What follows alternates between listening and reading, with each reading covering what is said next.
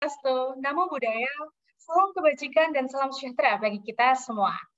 Yang terhormat, pembicara Illusion International Law Discussion Volume 2, yaitu Bapak Adi Riyadi Arafah SHLLM selaku Director of Erlangga Institute of International Law Studies and Air and Space Law Lecturer. Juga Bapak Venza Chris selaku Founder and Director of HONF Foundation, VUFOC and Indonesia Space Science Society. Yang kami hormati pula Kak Ramin Junata selaku Presiden ELSA Chapter Unair, serta seluruh peserta dan hadirin yang berbahagia. Puji syukur marilah kita panjatkan kehadirat Tuhan Yang Maha Esa, Allah Subhanahu wa Ta'ala, karena atas berkat dan rahmatnya, kita semua bisa berkumpul hari ini dalam acara Illusion International Law Discussion Volume 2. Sebelum memulai acara, izinkan saya memperkenalkan diri. Saya Tristania Faisa, ELSA Chapter Unair Angkatan 2021, yang akan memandu jalannya acara pada kesempatan kali ini. Hadirin dan peserta yang kami hormati, Illusion International Law Discussion Volume 2 merupakan salah satu program kerja webinar International Law Students Association Chapter Universitas Airlangga yang pada kesempatan kali ini bertemakan Manusia, Kolonisasi Mars, Emang Bisa? Kajian Legalitas Kolonisasi Luar Angkasa. Topik yang diangkat pada webinar kali ini akan membahas seputar kemungkinan untuk melakukan pendirian habitat manusia permanen di Mars yang berkaitan dengan prinsip kegiatan negara-negara dalam eksplorasi dan penggunaan antariksa yang diatur dalam Traktat Luar Angkasa. Hal tersebut juga memperhatikan bahwa hukum antariksa turut serta berkontribusi untuk memberi pertimbangan atas implikasi hukum bagi manusia yang tinggal di luar bumi dan menjamin kepastian hukum untuk itu. Sebelum memulai acara, alangkah baiknya bila kita terlebih dahulu mengetahui mekanisme dari acara Illusion International Law Discussion Volume 2 kali ini. Yang pertama, seluruh peserta wajib untuk menyalakan fitur kamera selama berlangsungnya acara Illusion International Law Discussion Volume 2. Yang kedua, peserta wajib untuk mengubah nama dengan format nama panggilan, asal instansi. Yang ketiga, seluruh peserta dilarang menyalakan mikrofon kecuali jika dipersilakan oleh MC maupun moderator. Yang keempat, seluruh peserta diharapkan menggunakan virtual background yang telah disediakan. Dan yang terakhir, peserta diperkenankan untuk bertanya pada sesi tanya-jawab dengan format bertanya, nama izin bertanya. Baik, agenda selanjutnya adalah sambutan, yang mana sambutan pertama akan diberikan oleh Project Officer Illusion International Law Discussion Volume 2. Kepada Kak Diva Nakhilah dipersilahkan.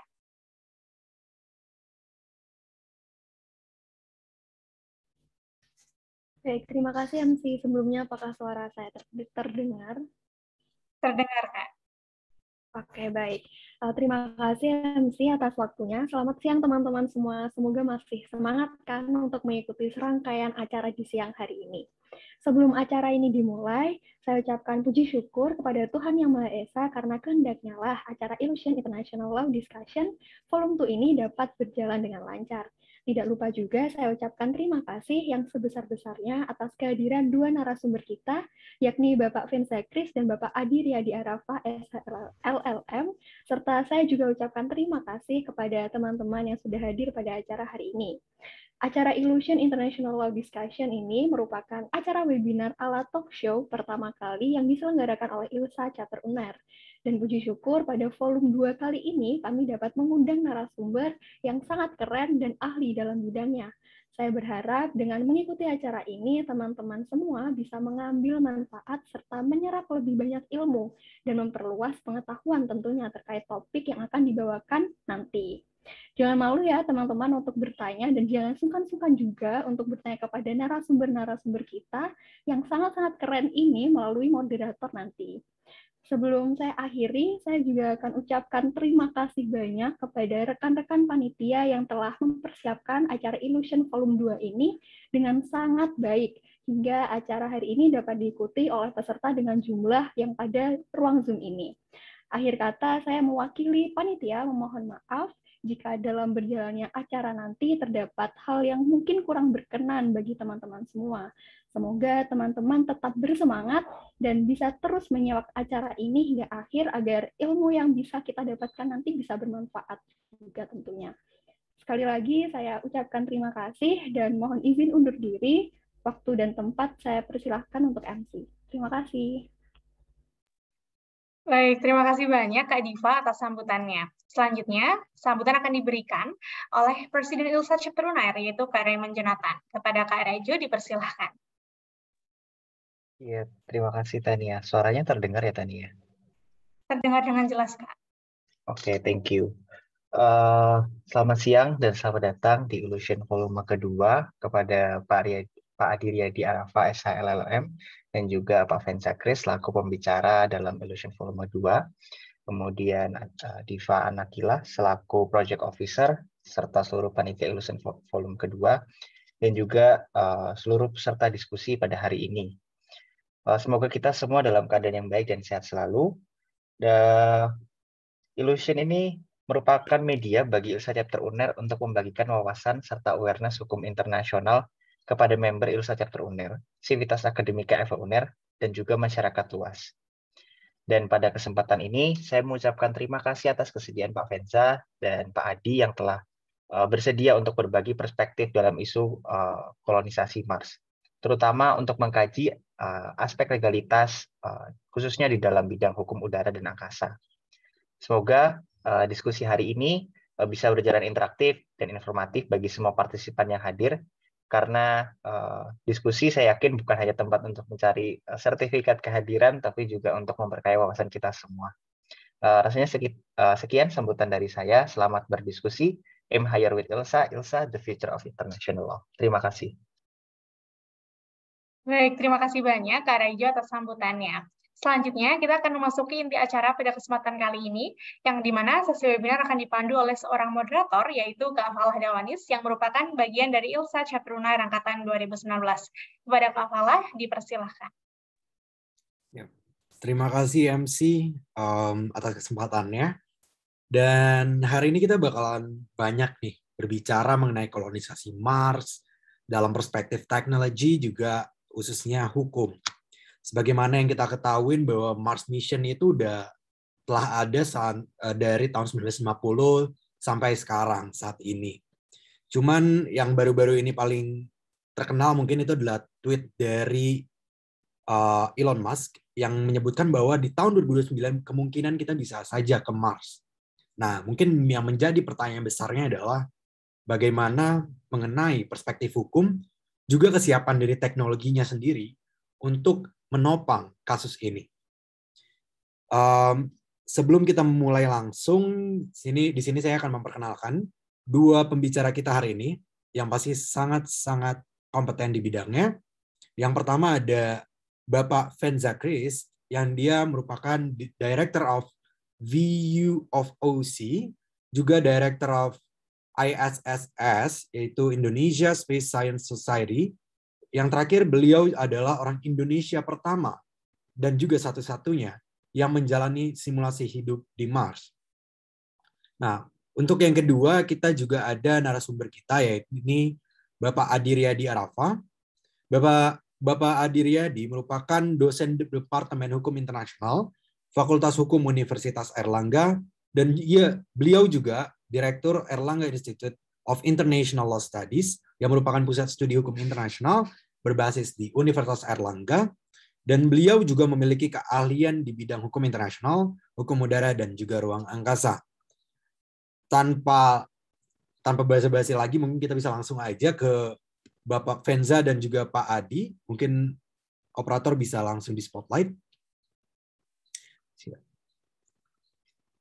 Oke, sudah ada Pak Adinya. Pak Venza mungkin untuk di highlight. Baik.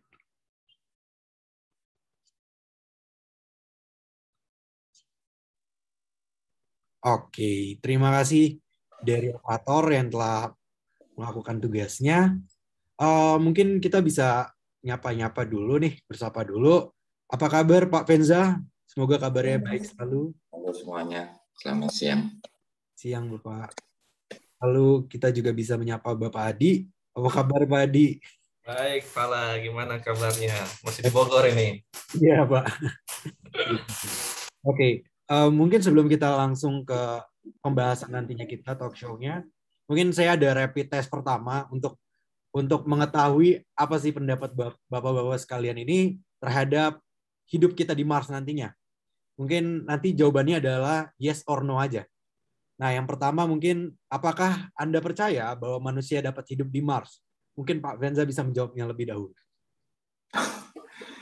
Wah, ini ya sebenarnya jawabannya nggak bisa singkat, karena kalau menurut saya pribadi ada dua kalimat yang sebenarnya sangat berbeda, antara bisakah orang pergi ke planet Mars atau bisakah orang membuat koloni di Mars. Kalau saya, jawaban yang kalimat pertama adalah sangat bisa, dan bisa sangat cepat dalam kurun waktu sangat cepat. Dan kalau kalimat yang kedua belum bisa atau bahkan tidak bisa. Ya. Baik, terima kasih Pak Venza. Mungkin untuk Pak Adi, apa pendapatnya terhadap pertanyaan ini, Pak? Iya, saya tidak terlalu mengikuti perkembangan teknologi. Tetapi satu hal yang diketahui bahwa biasanya itu teknologi itu dimulai dari mimpi. Elon Musk ini punya mimpi dalam kurun waktu 100 tahun ke depan bisa memindahkan 1 juta manusia ke Mars. Jadi kita lihat saja mimpinya seperti apa, dan biasanya memang hukum itu selalu tertinggal, tetapi kita lihat bagaimana perkembangan teknologi dengan hukum yang berlaku di hukum ruang angkasa.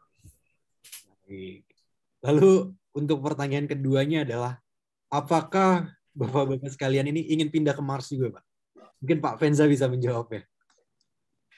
Ya, kalau saya sangat ingin ke sana, tetapi saya tidak ingin membuat koloni di sana, karena pendekatan kemungkinannya masih sangat kecil, 0,00 sekian 1%, dan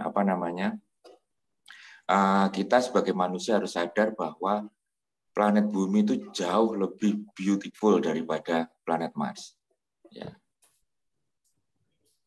Oke. Mungkin itu dulu saja. Untuk dari Pak Adi, mungkin pendapatnya terhadap apakah Anda ingin pindah ke Mars? Wah, kalau pindah ke Mars nanti anak saya sekolah di mana malah? Sekolahnya belum ada di sana, ya. Ya, kalau untuk sementara pastilah belum ada bayangan. Oke. Baik, terima kasih. Mungkin untuk selanjutnya kita langsung masuk aja ke tema kita hari ini, topik kita hari ini. Mungkin biar teman-teman juga berkenalan dengan konteks dan konsep dari Mars, juga habitat baru di Mars. Mungkin saya ingin bertanya terlebih dahulu kepada Bapak Venza. Mungkin bisakah Bapak menjelaskan apa itu planet Mars, dan juga apa sih Mars Mission itu yang membuat kita berimajinasi bahwa nantinya kita bisa tinggal saja di sana. Mungkin bisa dijelaskan terlebih dahulu, Pak.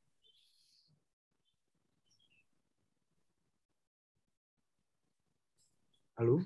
Mungkin ada gangguan.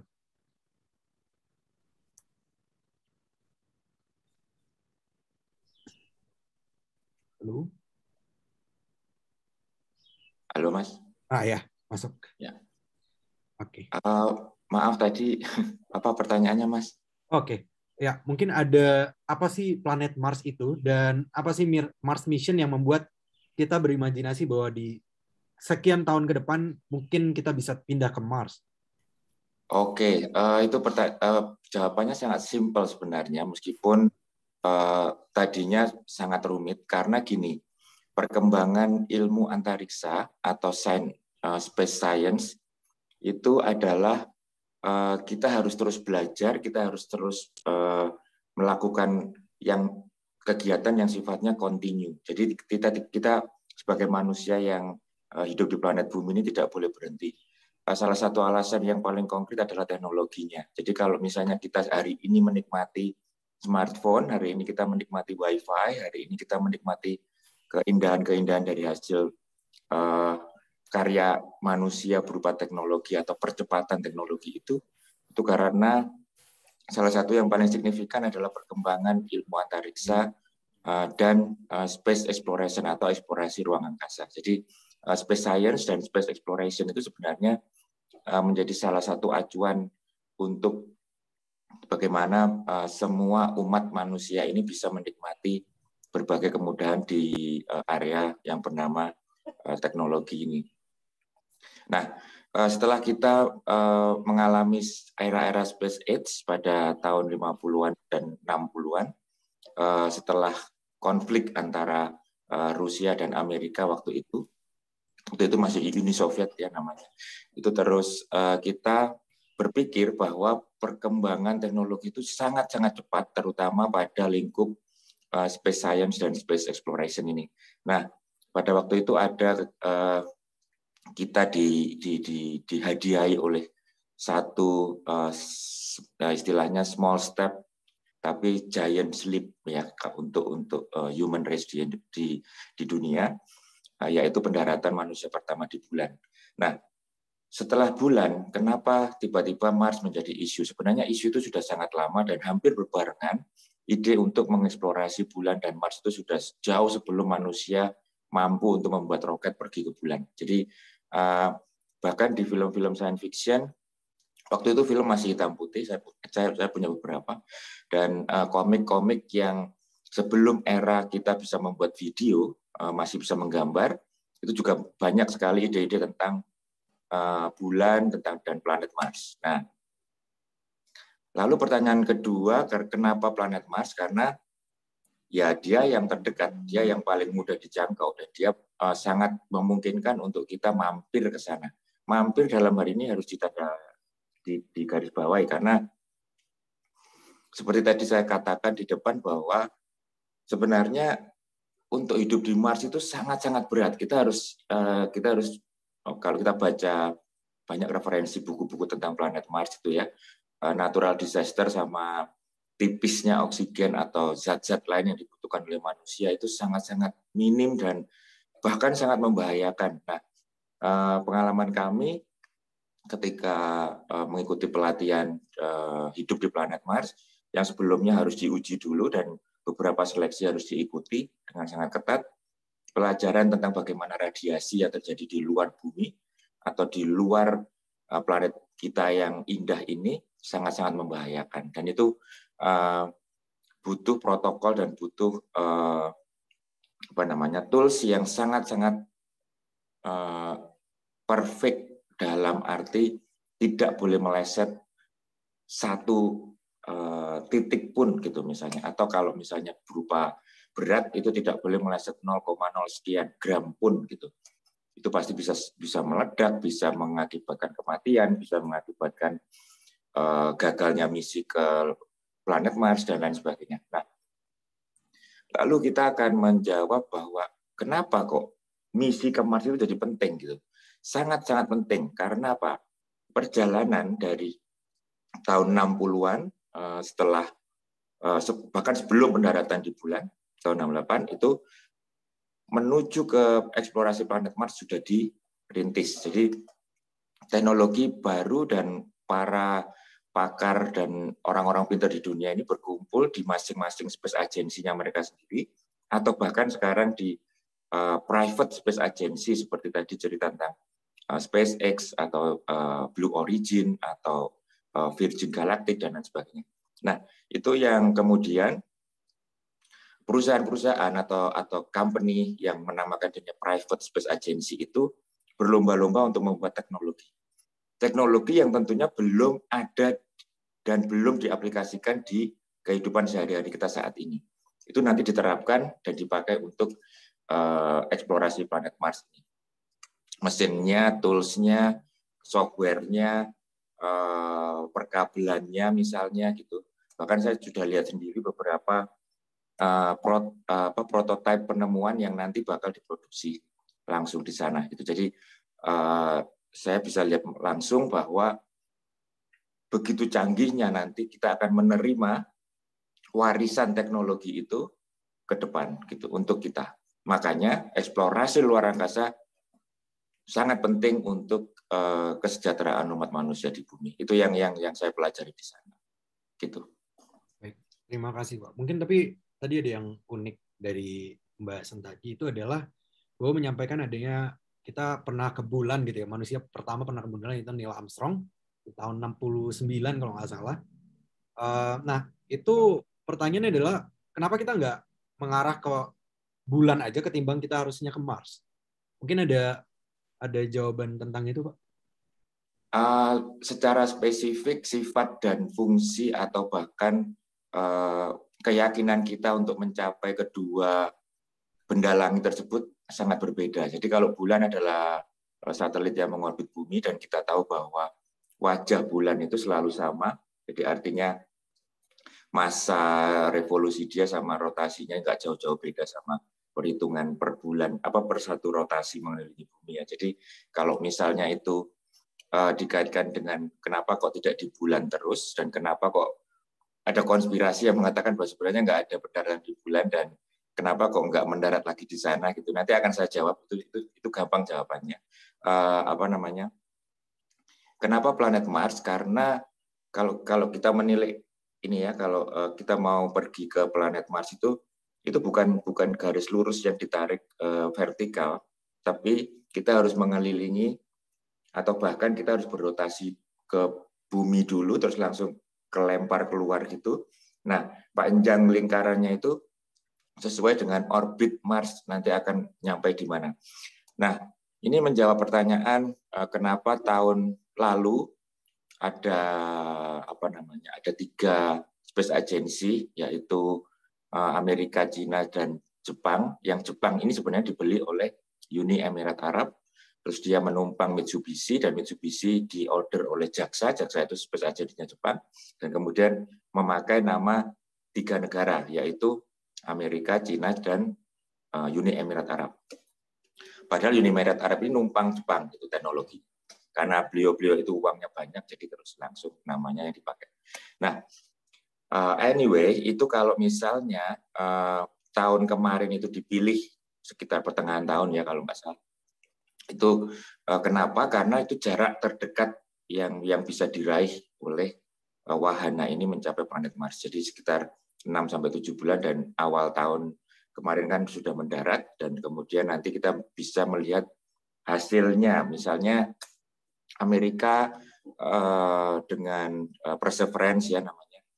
Terus dia bisa bawa juga helikopter pertama yang seperti drone itu, yang terus bisa diperagakan di planet Mars. Artinya temuan-temuan seperti itu sangat penting, dan itu kalau dilakukan di bulan itu hasilnya akan sangat berbeda sekali. Dan kita dari segi keilmuan, dari segi target pun itu bidang-bidang terapan dalam turunan space science dan space exploration juga akan berbeda. Makanya Elon Musk bersikukuh untuk mendaratkan manusia pertama, atau bahkan dia ingin menyaingi NASA, yang notabene NASA itu sebenarnya order kepada Elon Musk untuk beberapa peralatan, misalnya ke ISS, International Space Station, atau logistik untuk para astronot yang ke ISS. Jadi itu yang kemudian antara yang swasta sama yang pemerintah itu kalau di sana bisa saling bersaing. Tadi disebutkan bahwa Elon Musk berambisi tahun 2029. Bahkan ini sebelumnya juga ada kan rumornya NASA 2035, terus nanti mundur lagi 2030, terus sekarang 2025. Nah, bahkan saya yakin nanti setelah tahun depan ini statementnya akan berbeda lagi. Karena apa? Karena teknologi itu akan nambah terus setiap hari. Ini setiap detik kalau saya ngikuti di beberapa laboratorium itu pasti ada kecepatan dan percepatan teknologi yang terjadinya itu setiap hari. Bahkan ada yang secara tiba-tiba ketika ada beberapa teknisi atau beberapa profesor gitu ya, itu misalnya menemukan ternyata pakai zat ini sebesar ini kita bisa melontarkan benda seberat A1 misalnya gitu. Atau besoknya lagi tiba-tiba ternyata kita nggak perlu menggunakan bahan bakar ini, ternyata kita bisa menggunakan laser misalnya, tiba-tiba gitu. Bisa saja terjadi itu, dan akibat yang kita terima adalah sebuah percepatan. Nah, kalau percepatan, kita yang enak, kita ini penonton sebenarnya. Kita ini negara miskin yang baik miskin uang maupun miskin pengetahuan. Jadi kita nggak bisa berkontribusi apa-apa sebenarnya di misi Mars ini atau Mars Mission. Itu kita sebenarnya ada tahapan-tahapan di mana kita bisa berperan Indonesia. Tapi itu kalau ada pertanyaan itu akan saya jawab. Nanti akan terlalu banyak. Kira-kira gitu, Mas. Baik. Mungkin sebelum kita pindah ke Pak Adi, mungkin ada satu pertanyaan lagi nih untuk menopang seluruhnya. Itu adalah sebenarnya apa sih urgensi dari pemindahan habitat manusia dari bumi ke Mars ini, Pak? Mungkin bisa. Urgensinya saya pikir kok beda dengan urgensi ketika ada perpindahan benda yang terjadi di planet bumi dari titik A ke titik B, karena kondisi dan tingkat bahaya resiko itu sangat-sangat berbeda. Jadi misalnya gini, kita berlima gitu misalnya, kita mau misalnya ada beberapa cewek, tiga cewek, 3 cowok, 3 dari bumi mau pindah ke planet Mars, dan diharapkan kita bisa tinggal di sana, beranak pinang, dan kemudian kita bisa membentuk sebuah keluarga, dan kemudian bisa membentuk satu RT, satu RW, dan seterusnya.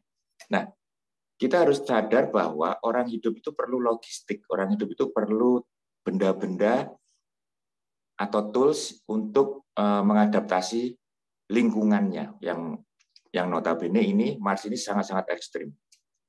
Nah, jadi satu itu tadi logistik, bagaimana asupan yang kita bisa makan sehari-hari, atau minum, atau bahkan untuk kesehatan kita, atau bahkan untuk otot-otot kita, atau bahkan untuk kulit kita. Jadi ada tambahannya, kalau kita di bumi itu nggak perlu, kan kita makan nasi goreng sama air putih 2 gelas gitu sehari, itu kita bisa hidup di bumi. Tapi kalau di Mars, untuk kulitnya kita perlu pakaian, untuk udaranya kita perlu pakai backpack gitu ya, untuk bawa oksigennya. Untuk mata kita perlu helmetnya. Untuk otak kita supaya nggak terradiasi kita perlu lapisan khusus. Untuk kuku kita supaya tidak terlalu dingin di sana itu seperti apa. Untuk sensor-sensor yang ada di permukaan organ-organ tubuh bagian dalam itu juga ada alat khusus untuk pelindungnya. Nah, dan sebagainya dan sebagainya. Artinya bahwa teknologi itu sekarang masih dikejar. Teknologi itu sekarang masih dibuat dalam proses. Kalau ditanya urgensinya adalah ini sangat urgent sebenarnya dari sisi teknologi. Tapi kalau urgensi untuk beranak pinak di planet Mars tidak ada sama sekali kalau menurut saya. Jadi kita lebih baik beli tanah di Jogja gitu terus beranak pinak di sini jauh lebih keren kan. Jadi itu jauh lebih sehat, jauh lebih oke, jauh lebih bahagia gitu lahir batin ya. Jadi kalau misalnya planet Mars ini dijadikan acuan untuk orang awam melihat bahwa planet Mars itu adalah sebuah bumi yang baru, itu menurut saya salah besar karena di sana bukan bumi, di sana tidak ada apa-apa, di sana bahkan untuk astronot mampir saja ke sana dan harus pulang lagi, biayanya sangat-sangat luar biasa mahal dan perlu logistik dan tools tadi yang sangat-sangat diperhitungkan. Dan sekarang masih belum jadi, sekarang masih diproses, masih dibuat prototypingnya dan masih dalam penelitian-penelitian yang melibatkan orang-orang super jenius di planet bumi, gitu Mas. Baik, Bapak. Terima kasih Pak untuk jawabannya. Mungkin sekarang kita pindah dulu ke Pak Adi untuk melihat perspektif hukum ya. Yang mungkin ingin dilihat sama teman-teman adalah apakah hukum internasional ini telah mengatur Pak untuk hukum antariksa, mungkin bisa dijabarkan dan apa sih hubungannya dengan hukum antariksa dan juga perpindahan habitat manusia dari bumi ke Mars Pak? Mungkin bisa dijelaskan. Oke, Falah, saya mulai dulu deh dari obrolan. Kenapa sih manusia harus pindah ke Mars? Itu simple question.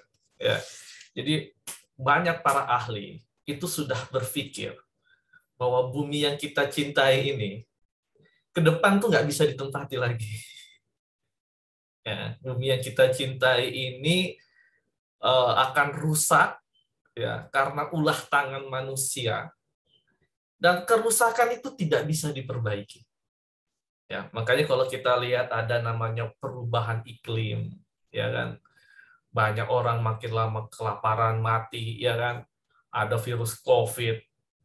Orang mulai berpikir, banyak pakar-pakar berpikir bahwa bumi ini udah nggak safe lagi buat manusia. Dan memang sifat dasar manusia itu selalu ingin menguasai. Itu sifat dasarnya. Kalau bumi itu sudah tidak cukup untuk ambisi, ya kita kuasai semesta, ya. Jadi ini sifat dasar dari manusia, ya. Dan perlu diingat bahwa populasi manusia juga makin lama makin bertambah. Ya, jadi bisa dibayangkan sekarang banyak orang kelaparan, ya, bahwa bumi itu sudah dianggap sudah tidak mampu lagi memenuhi pertumbuhan manusia, konsumsi manusia yang begitu rakus, ya. Di samping kemudian akhirnya ya sudahlah, ini bumi yang satu-satunya itu berpikir bahwa kita nggak bisa nempati lagi. Ada upaya, memang ada sebuah tanggapan bahwa pandangan bahwa kita cuma bisa hidup di bumi, jadi selamatkan bumi, save our earth, biasanya itu dikampanyekan. Tetapi ada sebagian para ilmuwan juga meyakini bahwa bumi ke depan itu tidak bisa ditempati lagi. Beberapa pandangan yang bumi itu berpikir inilah bumi satu-satunya yang kita tempati, disinilah kita bisa hidup, itu mencoba membuat sebuah instrumen-instrumen hukum, ya.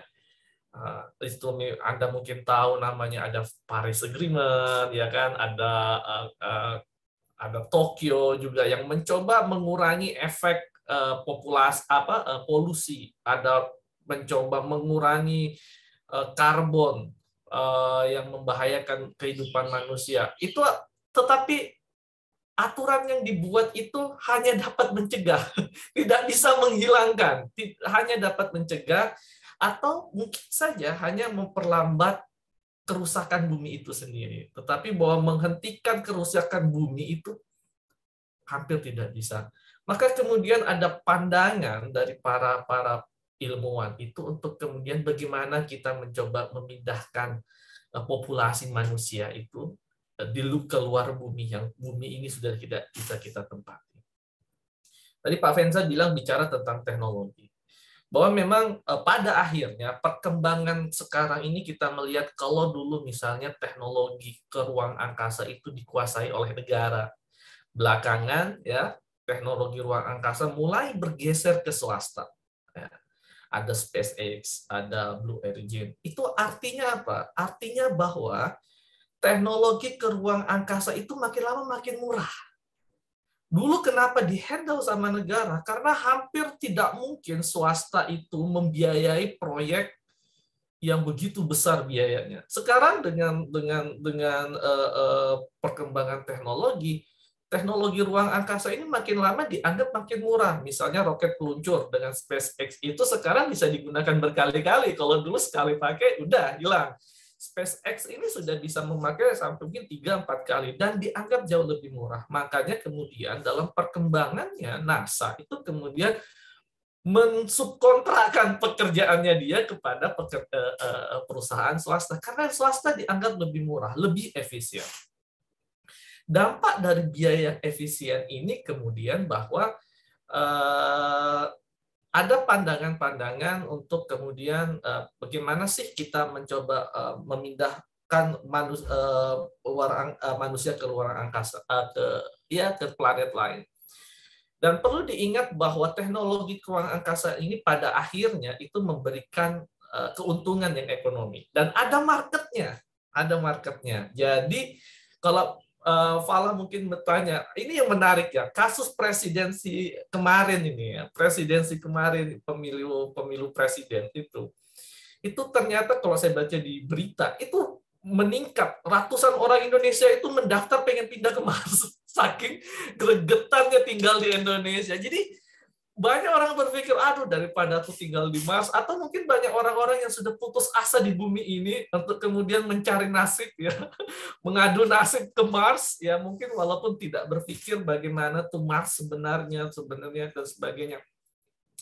Nah, ini yang kemudian menjadi landasan berpikir kenapa para orang kaya, para ilmuwan itu mencoba berpikir untuk memindahkan manusia.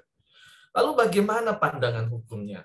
Well, secara hukum itu memang sangat memungkinkan untuk kemudian aktivitas itu, ya. Artinya manusia, orang, siapapun itu berhak untuk melakukan aktivitas di ruang angkasa. Tidak ada yang membatasi, ya.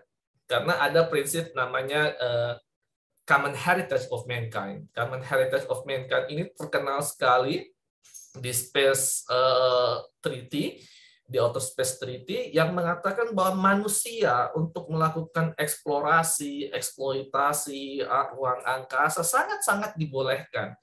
Makanya ada prinsip ini memberikan prinsip kesetaraan, ya, kesetaraan dalam arti apa?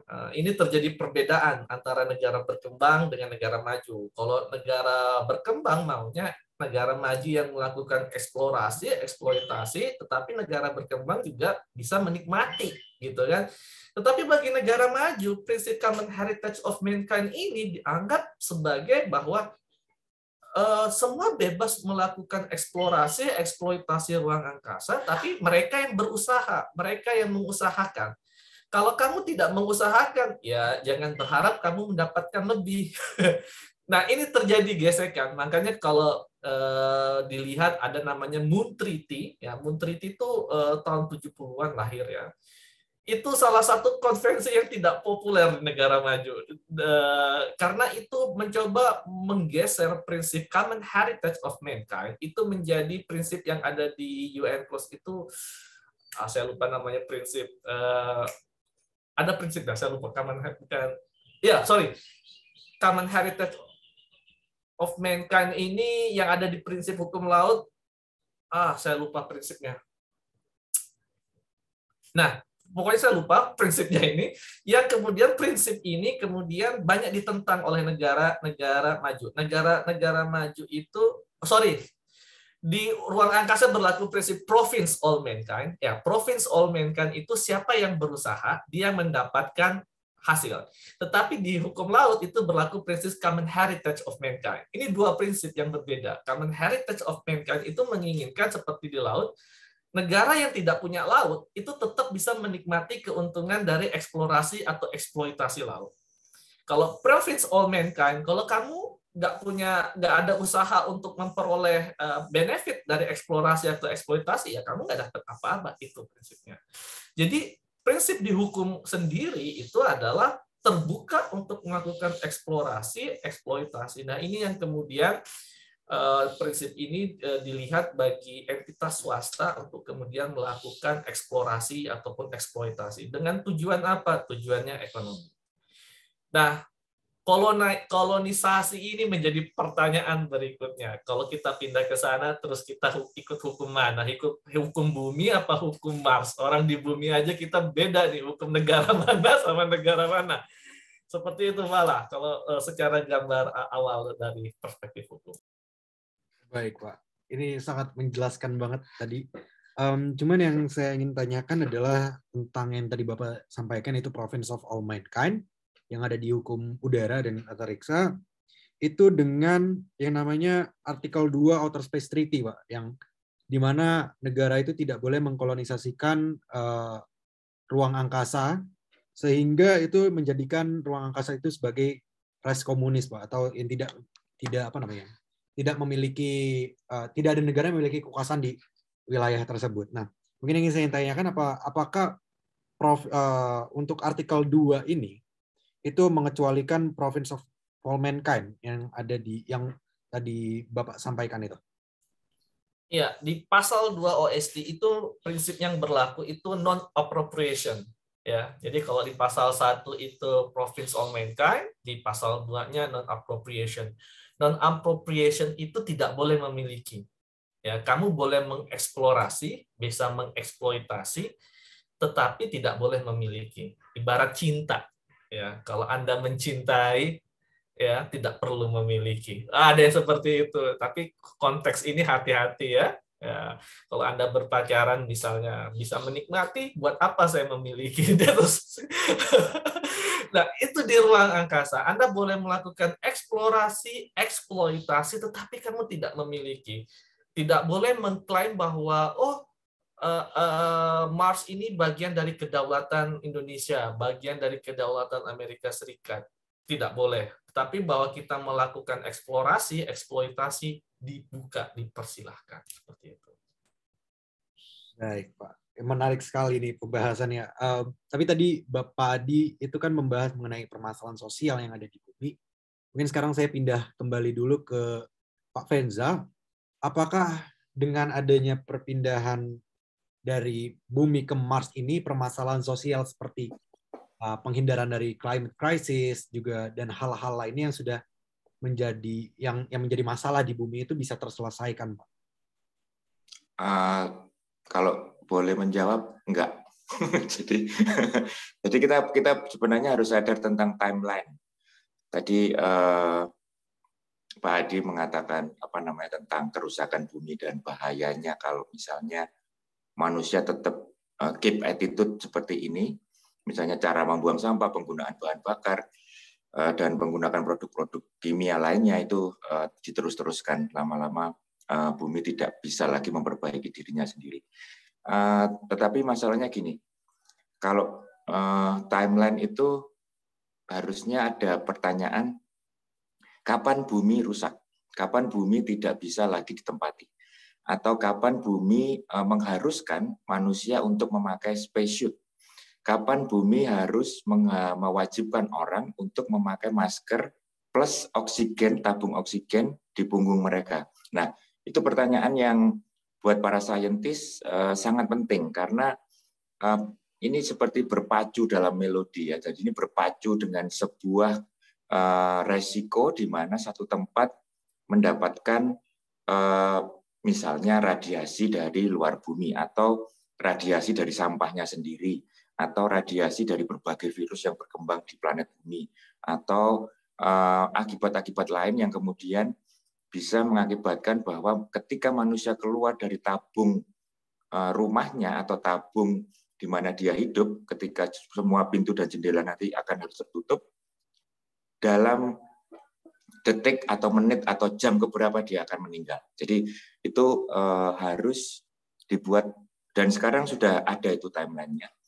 Tapi tidak dipublish secara umum karena ini harus sangat-sangat bisa berubah sewaktu-waktu karena pergeseran tadi disebutkan tentang climate change atau pergeseran-pergeseran lainnya yang berupa datang dari bumi itu sendiri atau datang dari luar bumi pengaruhnya itu setiap saat pasti akan berubah, dinamik sekali.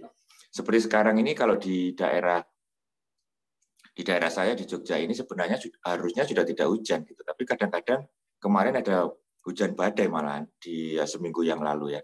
Nah, itu kan unpredictable, yang hal yang tidak bisa diprediksi, tetapi sebenarnya punya base pengetahuan yang bisa diprediksi sebenarnya. Nah, kalau kita akan menuju ke planet Mars atau kita menuju ke tempat yang benar-benar baru, artinya bahwa unpredictable things-nya itu semakin variabelnya semakin banyak di situ. Yang kita bisa prediksi, apalagi kita memprediksinya dari bumi, itu semakin rendah. Jadi tentunya dengan timeline yang 2 tadi itu kita harus sejajarkan, kita harus membuat satu narasi yang benar-benar based on science. Jadi kalau misalnya kita membutuhkan untuk menghijaukan atau membuat proses fotosintesa di planet Mars itu katanya misalnya nih perlu jutaan tahun. Tetapi nanti setelah 100 tahun dari hari ini, mungkin kita bisa menggunakan tenaga inti nuklir itu untuk membuat proses percepatan pertumbuhan algae atau alga. Dan itu bisa sedikit menghijaukan permukaan, ada seperti lumut-lumut gitu, dan fotosintesa bisa berjalan dengan baik dan kemudian pelan-pelan menghasilkan oksigen. Nah, percepatan dari jutaan tahun menjadi ratusan tahun misalnya, atau ratusan ribu tahun misalnya. Terus kecepatannya terus, timeline terus diperbaiki, terus direvisi, bagaimana untuk planet Mars ini bisa mempunyai sebuah proses fotosintesa secara cepat, dan kemudian yang tadi di depan timeline ketika kapan manusia ketika keluar rumah dia akan meninggal dunia. Jadi itu yang harusnya disejajarkan dulu. Kalau misalnya kecepatannya bilang misalnya wah nonsens ini nggak bisa percepatannya, nggak bisa terlalu cepat banget nih yang di Mars, artinya itu akan gugur karena berarti bukan planet Mars. Kalau saya pribadi sih lebih cenderung ke salah satu bulannya Jupiter ya. Jadi ada ada banyak kan bulannya itu yang sudah diketemukan sekitar kalau nggak salah 70 sekian, dan masih ada lagi yang belum ditemukan dan yang sudah diberi nama itu sekitar 50 atau sampai 60 sekian gitu kalau nggak salah. Itu salah satu bulan Jupiter itu jauh lebih mempunyai kondisi-kondisi alam yang hampir mirip-mirip dengan planet Bumi gitu. Europa itu sebenarnya yang paling ideal kalau menurut saya, karena di sana ada proses pembentukan mineralnya dan pembentukan gas alamnya itu di sana sudah terjadi sampai hari ini ya. Jadi tapi teknologi untuk datang ke sana dari bumi itu belum ada, roketnya itu belum ada. Roket ke bulan yang berawak saja itu sekarang di SpaceX itu kan sedang dibangun ya, nanti 2023 akan jadi yang sangat besar itu yang diameternya 9 meter. Nah, itu kalau misalnya kita ingin menuju ke salah satu bulannya planet Jupiter, ya kita perlu teknologi yang jauh lebih advance lagi. Berarti ada 3 timeline kita sekarang. Jadi ada bagaimana Mars itu bisa nantinya mempunyai proses fotosintesis atau istilah kerennya terraforming Mars. Kalau terus bumi ada timelinenya sendiri, kapan bumi ini sudah tidak layak untuk ditinggali manusia lagi dan manusia harus segera cabut dari planet bumi. Terus yang ketiga, bila semua kedua timeline ini tidak menjawab, kita harus ke yang lebih jauh lagi gitu. Tapi masalahnya teknologinya harus dikejar gitu. Contohnya nih, antara planet Mars sama Jupiter kan ada asteroid belt yang sangat besar ya. Jadi itu bagaimana nanti bisa pesawatnya menembus itu, bagaimana bahayanya, bagaimana koordinat di mana supaya tidak membahayakan awak atau kru pesawat itu sendiri, dan lain sebagainya. Total perjalanannya berapa puluh tahun kalau dihitung dari teknologi yang kita punya sekarang. Kalau Mars mungkin one way-nya sekian bulan gitu ya. Targetnya Elon Musk kan hanya 3 bulan. Jadi sekarang kan masih yang jarak terdekat kan 6-7 bulan ya. Jadi kalau misalnya ke salah satu bulannya Jupiter itu sudah dipastikan akan sangat lama sekali. Nah, itu juga ada timeline-nya sendiri. Makanya untuk menjawab pertanyaan yang sangat simpel berhubungan dengan space science dan space exploration ini sebenarnya sangat panjang, tetapi kalau mau dipersingkat untuk orang secara general supaya bisa menerima dengan sangat mudah informasi dan pilihan katanya atau bagaimana sebuah ilmu pengetahuan itu biasanya kan harus membuat simpel sesuatu yang rumit ya kan. Kita itu sekolah kan sebenarnya yang rumit harus bisa dibuat simpel dan informasi harus bisa diaplikasikan dengan sangat mudah dan sepenuhnya untuk kesejahteraan umat manusia. Itu kan tujuan pendidikan kan itu. Tapi yang jelas bahwa saya ingin mengulang yang tadi di depan bahwa apapun usaha manusia dalam eksplorasi planet, eksplorasi ada istilah lagi mining exploration. Jadi kita nantinya harus bisa menambang mineral itu dari asteroid misalnya. Sekarang sudah dilakukan dengan proyek Hayabusa namanya di Jepang, sudah berhasil mendaratkan wahananya di sebuah asteroid dan mengambil sampelnya dan kembali lagi ke bumi, tapi kita masih menunggu hasilnya. Nah, itu timeline itu untuk menjawab pertanyaan bahwa ketika bumi ini mineralnya misalnya habis gitu, kita bisa menambang gitu. Kalau misalnya teknologi wahana yang kita bangun di planet bumi ini bisa mencapai ke asteroid. Jadi banyak sekali solusi-solusi sebenarnya, mau bumi diselamatkan, mau pindah ke Mars untuk membuat bumi yang baru, atau kalau semuanya gugur bisa pindah ke benda langit lainnya, entah itu satelit atau bulan atau bahkan planet itu sendiri. Itu tergantung dari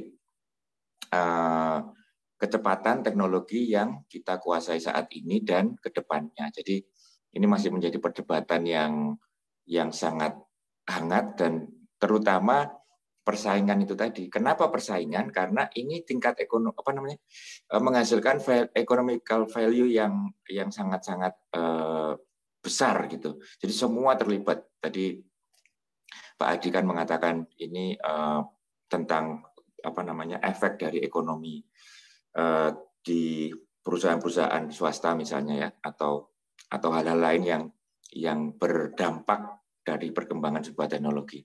Nah, tentunya dengan sifat serakah manusia yang tadi disinggung juga, kita itu sebenarnya serakah itu positif untuk supaya kita bisa selalu mengedepankan apa yang namanya ambition. Jadi kalau orang tidak punya ambisi itu repot. Jadi kalau misalnya ngene wae lah mangan saono repot gitu. Jadi itu nanti orang akan mengakibatkan perkembangan teknologi itu terhambat. Nah, makanya ilmu pengetahuan selalu mengedepankan bahwa kita mempunyai aim atau goal yang jelas, dan goal itu sangat bisa berubah setiap harinya tergantung dari percepatan dan kecepatan perkembangan teknologi itu sendiri.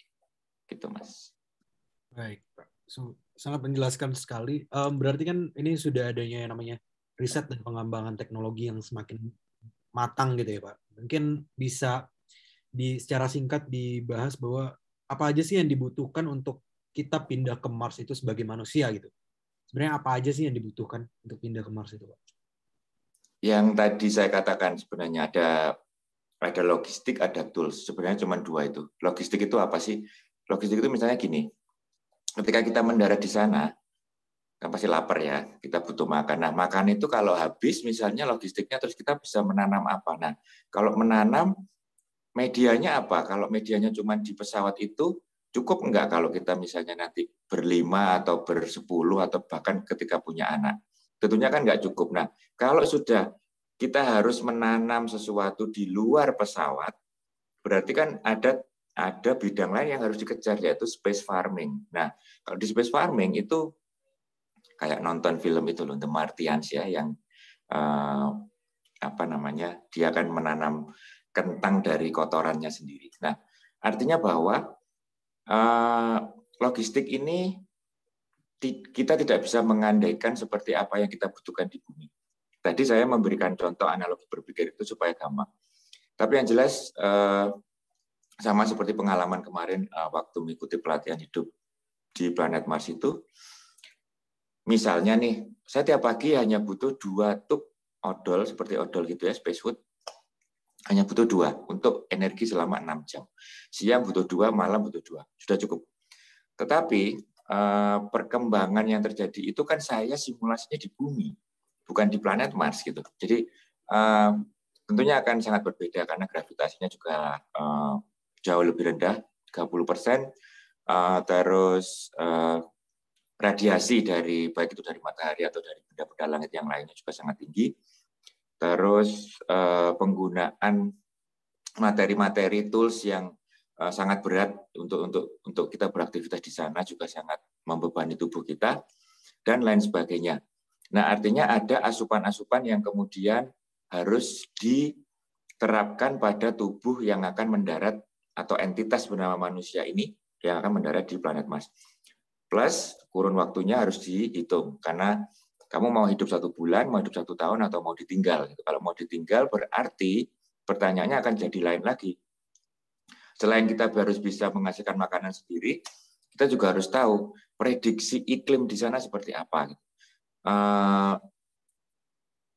Evil dust kalau nggak salah ya, ada itu apa istilah pusaran angin yang sangat besar di sana dan sering terjadi di planet Mars. Tapi nggak hanya itu sebenarnya.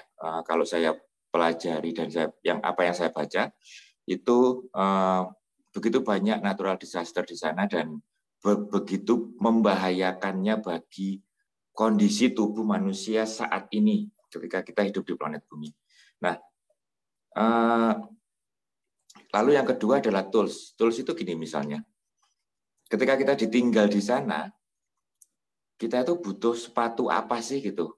Terus misalnya sepatunya sudah pas, bisa nggak untuk hiking di sana gitu. Padahal di sana kondisi batunya juga sangat berlainan. Dan tentunya ya kita sekarang sudah punya map-nya ya. Kita sudah punya petanya, ini ada bukit, ini ada gunung, ini ada lembah dan lain sebagainya. Tetapi kemudian pertanyaannya sudah diuji atau belum? Yang sudah pernah teruji kan berupa rover, Curiosity dan Perseverance yang paling baru kan. Itu juga dibuat dengan sangat hati-hati, sangat mahal dan sangat kuat sekali. Tapi itu kan tools, itu kan mesin, itu kan robot. Bagaimana kalau manusia gitu? Bagaimana kalau tangan ini dibungkus dengan apa supaya sekian jam radiasi tidak membahayakan darah kita atau sirkulasi darah untuk metabolisme tubuh. Itu juga berkaitan dengan tools apa yang akan kita gunakan. Itu baru yang melekat di tubuh. Belum lagi nanti misalnya kita menanam, tanamannya gagal panen misalnya gitu. Atau misalnya setiap hari kita kehilangan sekian persen dari apa yang harusnya sudah bisa tumbuh di sana. Baik itu di pesawatnya, di media yang kita bangun, misalnya nanti ada dome gitu ya, kalau ambisinya Elon Musk bikin kayak greenhouse yang bisa diduplikasi di sana gitu. Tapi itu juga ada masalah tersendiri karena bagaimana cara menduplikasinya pun itu juga perlu orang-orang yang sangat terlatih dan orang-orang yang terlatih ini juga perlu hidup dulu di sana. Nah itu juga masalah yang bulanan lagi. Jadi berurutan terus kalau dalam ilmu dalam ilmu biologi yang kita pelajari di bumi itu kan manusia itu kalau di bumi itu kan ada memori. Nah, kalau memori yang kita lihat sehari-hari ini kan kita selalu samar, seperti dari kita bangun pagi, kita harus gosok gigi, kita harus makan sarapan, kita harus membersihkan rumah, terus kita pergi ke sekolah, naik angkutan atau naik mobil atau naik apa sampai sana belajar dan seterusnya sampai pulang tidur lagi. Apakah di Mars kita memerlukan kegiatan seperti itu? Bagaimana tubuh beradaptasi dengan aktivitas yang baru? Bagaimana tubuh bisa mewujudkan bahwa, oh saya butuh ini loh, saya ternyata hidup di planet Mars itu fokus dan memikirkan pertanyaan how to survive. Kita nggak ini loh ya, nggak boro-boro baca buku komik atau nonton TV. Kita itu mempersiapkan besok mau makan apa itu kita perlu toolsnya yang sangat-sangat rumit. Sehingga makanya kan kita punya beberapa lab ya di bumi dibangun, di ISS dibangun, ada di kutub utara, ada di kutub selatan juga kita mempunyai banyak. Meskipun Indonesia belum punya, tapi negara-negara maju sudah membangun itu bahwa pusat pelatihan dan pusat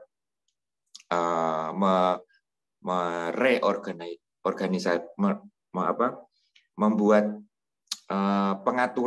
pengaturan kembali apa yang sebenarnya tujuan manusia hidup. Jadi itu yang sedang digarap sampai saat ini. Kalau yang saya ikuti kemarin itu sebenarnya juga salah satu proses untuk pengambilan data. Bagaimana data itu diambil dari entitas bernama manusia. Dari mulai emosionalnya, dari mulai tingkat marahnya manusia itu seperti apa, terus kamu lapar pada jam berapa, kamu sehat pada kondisi apa, kamu stres pada kondisi apa, ketika kamu dikurung, itu stresnya seperti apa, ketika kamu keluar panas sampai berapa derajat Celcius gitu, misalnya kalau di gurun itu bisa sampai 40 derajat, dan kalau malam kan bisa sampai minus ya, jadi itu kamu stresnya di mana, kamu bisa menghasilkan solusi bila kamu mendapatkan masalah itu butuh berapa menit sih sampai kamu bisa berpikir dengan jernih gitu misalnya. Itu juga diambil datanya. Jadi sampel-sampel itu nantinya itu dipakai untuk perjalanan manusia ke benda langit lainnya. Dalam hal ini planet Mars gitu. Jadi data itu yang kemudian nanti akan mendasari kita menciptakan makanannya apa, toolsnya apa yang dibawa, kesiapan teknologinya seperti apa, dan lain sebagainya. Gitu. Terima kasih, Pak. Mungkin berarti untuk posibilitasnya itu masih dalam perjalanan gitu lah ya, Pak. Dalam pengembangannya. Namun kita tidak menutup kemungkinan bahwa posibilitas itu tetap ada gitu. Nah, mungkin saya sekarang pindah ke Pak Adi lagi nih. Untuk dari hukum internasional sendiri, Pak. Tadi kan kita sudah membahas bahwa adanya pengembangan yang sangat maju sekali dari teknologi. Nah, apakah memungkinkan apabila di masa depan nanti itu bahwa teknologi ini bisa benar-benar membawa manusia ke Mars, dan apakah sangat memungkinkan bahwa kriteria yang ada di artikel 2 Outer Space Treaty itu mengenai tidak bolehnya kolonisasi outer space itu bisa mengecualikan untuk Mars, Pak? Iya, kalau untuk sementara, untuk hukum yang ada saat ini, hukum internasional, kalau kata-kata kolonisasi itu jelas tidak memungkinkan ke Mars, ya. Karena OST itu juga pasal 3-nya jelas, ya, bahwa tindakan aktivitas di ruang angkasa itu harus tunduk kepada hukum internasional. Yang menjadi masalah adalah kalau seandainya teknologi ini benar-benar sampai, lalu pertanyaannya siapa yang harus bertanggung jawab kalau terjadi manusianya di sana mati, ya kan, ada kerugian dan sebagainya. Maka di OST itu, Outer Space Treaty, di pasal 6-nya tuh membebankan tanggung jawab ini kepada negara. Ya, kalau misalnya itu dilakukan oleh sebuah entitas privat, ya seperti tadi SpaceX, maka kemudian negara di mana SpaceX berada itu bertanggung jawab. Atau kalau misalnya ini dilakukan oleh organisasi internasional, maka organisasi internasional juga harus bertanggung jawab, ya, biasanya negara. Jadi sejauh ini masih negara. Makanya apa yang dilakukan oleh SpaceX itu tindakannya selama ini itu masih tunduk kepada hukum Amerika, ya. Nah, nanti kemudian memang menjadi challenge, ya, kalau seandainya benar-benar terjadi itu orang-orang yang di sana ikut hukum yang mana sih, ya kan, hukum tentu sebelum sampai mereka membuat hukum sendiri, ya, hukum negara Mars, ya, kita masih berpikir ada koneksi antara bumi dan Mars, ya, koneksi hukumnya, yaitu pertama mungkin di mana perusahaan yang mengoperasikan tadi toolsnya itu yang di Mars, yang mengoperasikan kehidupan itu dari perusahaan mana, itu nanti yang akan bertanggung jawab kalau terjadi sesuatu terhadap manusia di sana. Lalu kemudian warga negara, ya, jadi kalau misalnya Pak Venza tadi ikut warga negara Indonesia, tentu kemudian kalau terjadi apa-apa sama Pak Venza, negara masih bertanggung jawab. Sejauh ini masih seperti itu. Dan terakhir misalnya kalau ada yang dirugikan, negara mana yang merasa dirugikan itu. Jadi prinsip-prinsip yang umum sekarang hukum ini mungkin masih berlaku di sana. Sampai kemudian pada akhirnya kalau memang kolonisasi itu sudah membuat sebuah kehidupan manusia yang sudah ajak, saya yakin, ya, ibarat sebuah kata kolonisasi ini kan erat kaitannya dengan penjajahan Eropa dulu kan, zaman lalu, ya. Misalnya Indonesia tunduk kepada hukum, ya, di Belanda, ya kan, tetapi kemudian ketika mereka semakin lama semakin kuat, semakin lama semakin ketergantungannya terhadap misalnya bumi semakin berkurang, tentu mereka akan membuat entitas sendiri, membentuk sistem hukum sendiri. Nah, jadi sejauh ini memang belum ada hukum yang mengatur tentang kolonisasi itu sendiri, masyarakatnya nanti bagaimana, karena memang belum ada masyarakatnya, tetapi hukum internasional, hukum angkasa itu sudah mengatur tentang tanggung jawab negara yang terlibat dalam operasi ini.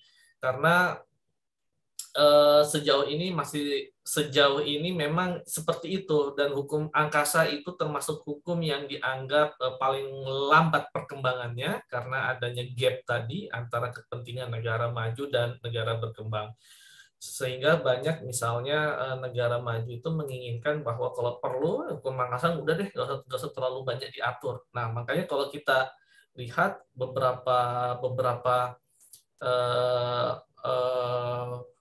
entitas swasta yang terlibat di eksplorasi atau eksploitasi hukum angkasa itu pada akhirnya itu mengikut kepada ketentuan hukum nasional di mana perusahaan itu berada.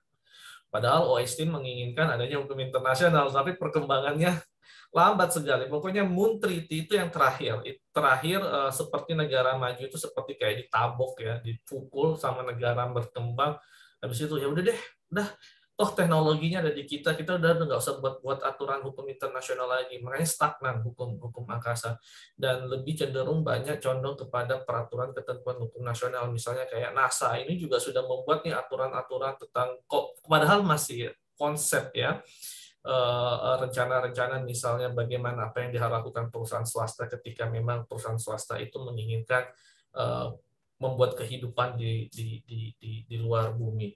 Nah, sejauh itu hukum angkasa masih mengatur, falah artinya masih sebatas bahwa yang ada di Liability Convention, misalnya negara peluncur, roket di mana negara peluncur berlaku yang bertanggung gugat, ataupun misalnya di mana satelit itu didaftarkan kalau itu terkait dengan satelit, ataupun mungkin space object-nya itu misalnya didaftarkan di Amerika atau didaftarkan di Indonesia, masih hanya sebatas itu.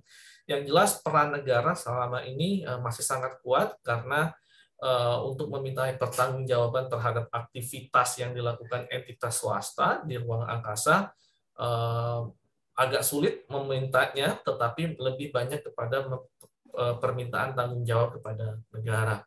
Seperti itu, Falah. Baik, Pak. Tapi mungkin apakah ada tentang diskusi-diskusi akhir ini dari para ahli hukum untuk misalkan untuk menginterpretasikan hukum lebih lanjut, hukum angkasa ini, sehingga kan tadi yang sudah dibahas itu kan ada urgensitas sosial ya Pak, kayak misalnya climate crisis dan lain-lainnya, yang dimana banyak mungkin dari sisi teknologinya mereka berpikir bahwa oh dengan kita pindah ke Mars ini bisa menyelesaikan atau bisa menghindar dari urgensitas sosial itu Pak. Nah mungkin apakah dari ahli hukum sendiri ada memungkinkan untuk adanya interpretasi hukum itu sendiri? Ya, sejauh ini masih agak sulit mempertemukan antara kepentingan negara maju sama negara berkembang ya. Jadi relatif stagnan. Hukum angkasa itu relatif stagnan.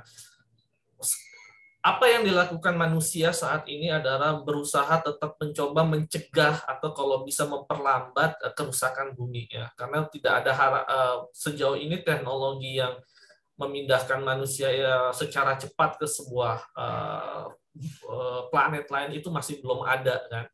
Jadi itu yang masih dilakukan, bahwa kemungkin kalau memang bumi itu sudah begitu rusak tapi diimbangi dengan teknologi yang semakin cepat berkembang, kita bisa pindah cepat, why not ya kan. Tapi kondisinya sampai sekarang ini belum. Ada yang menarik tapi cerita, mungkin Falah pernah dengan namanya Lunar Embassy. Ini menarik sekali. Lunar Embassy ini sebuah organisasi ya, organisasi internasional yang mencoba mengeluarkan sertifikat bulan, sertifikat tanah di bulan, bahkan bukan hanya bulan, tetapi juga di Mars, di Venus ya. Lunar Embassy ini mencoba menjual sertifikat. Jadi mungkin sebuah terobosan baru, walaupun organisasi ini tidak diakui secara hukum internasional, tetapi ini sebuah terobosan ya, bagaimana kemudian mungkin ke depan akan seperti itu, tapi sekarang memang konsepnya mereka tidak diakui ya. Jadi kalau Falah suatu saat menginginkan, aku punya sertifikat lahan sepetak lahan loh di bulan, why not? Coba aja daftar Lunar Embassy, walaupun sia-sia karena tidak akan diakui secara internasional, tetapi paling tidak buat senang-senang aja, oke ya. Jadi mungkin Falah misalnya habis menikah misalnya mau bulan madu ya kan, tinggal bawa madu aja ya kan, dan sertifikat bulannya nih sudah ada nih. Kita sudah punya lahan, mungkin kita bisa bulan madunya benar-benar di lahan kita kalau bisa benar. Nah, jadi sejauh ini memang ya hukum angkasa ini masih relatif stagnan. Dan itu memang didesain negara-negara maju untuk memang diperlakukan seperti itu, kecuali ada efeknya, misalnya kerusakan satelit misalnya yang kemudian dia harus jatuh ke bumi dan merusak fasilitas di bumi. Nah itu baru sebatas itu bisa lebih banyak berkembang, tetapi bukan hanya ke faktor hukum angkasanya saja, tetapi faktor misalnya bagaimana hukum mengatur tanggung jawabnya, mengatur tentang nilai ganti ruginya, dan sebagainya. Sedangkan eksplorasi angkasa sendiri, eksploitasi angkasa sendiri masih deadlock, walaupun memang climate change itu makin lama makin dekat, tetapi tidak berarti kemudian ahli hukum sejauh ini masih berpikir bahwa oke, suatu saat kita akan membuat kesepakatan bagaimana hukum angkasa mengatur tentang manusia yang hidup di ruang angkasa. Sejauh ini belum ada falah. Jadi banyak sekali yang stagnan. Bahkan kasus Lunar Embassy aja ya udah deh dibiarin aja, tidak ada enforcement apapun karena dianggap siapapun yang beli sertifikat itu juga dianggap gila, ya kan?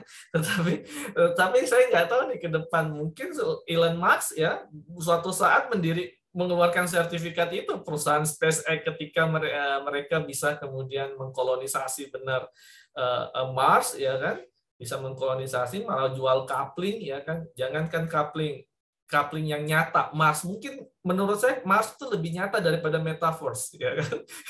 Metaverse aja couplingnya bisa dijual, itu yang sesuatu yang bahkan kita berdiri aja nggak bisa, itu bisa dijual, itu Mars, ya. Jadi sangat mungkin nanti perusahaannya Elon Musk misalnya, ketika dia berhasil mendarat di sana, langsung pasang patok, ya kan, ini patok saya, ya kan, tapi saya jual nih per coupling, ya.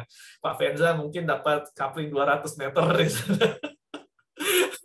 Ya, nah ini belum ada sampai sejauh ini, ide yang seperti itu masih dianggap ide gila. Yang ada baru Lunar Embassy, tapi tidak diakui secara hukum internasional. Bolehlah dicoba googling lunarembassy.org. Kalau punya uang, bingung ngabisin buat apa, beli sertifikat di sana. Baik Pak, terima kasih banyak.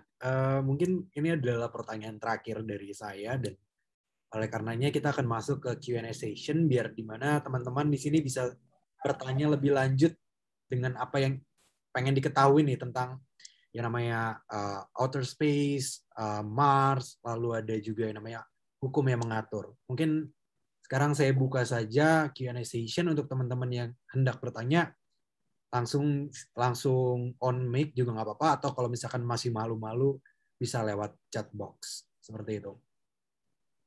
Mungkin ada yang mau bertanya terlebih dahulu?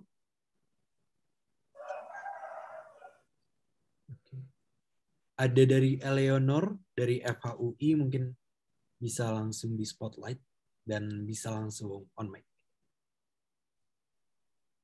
Baik, terima kasih atas kesempatannya. Sebelumnya selamat siang.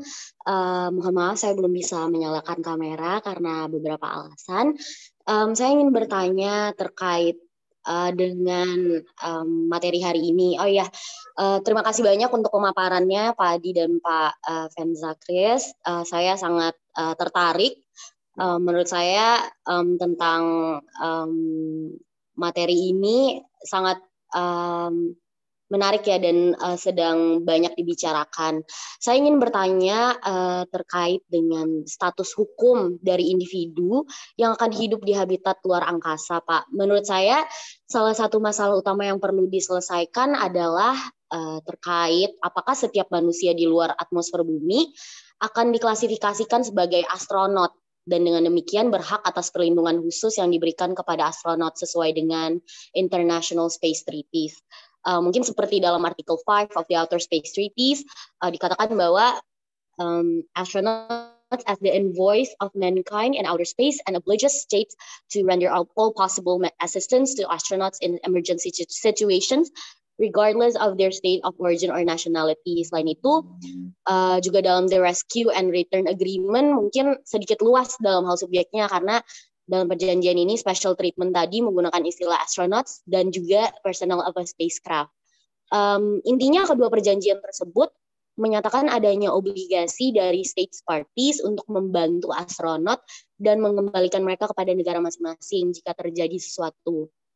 Namun kedua perjanjian tersebut tidak menyebutkan secara spesifik definisi dari astronot dan juga personnel of a spacecraft, sehingga menimbulkan pertanyaan seperti apakah individu-individu tersebut yang hidup secara permanen di Mars atau sedang dalam perjalanan ke habitatnya ke Mars termasuk kepada kategori astronauts or personnel of a spacecraft, sehingga mereka berhak atas perlakuan tersebut.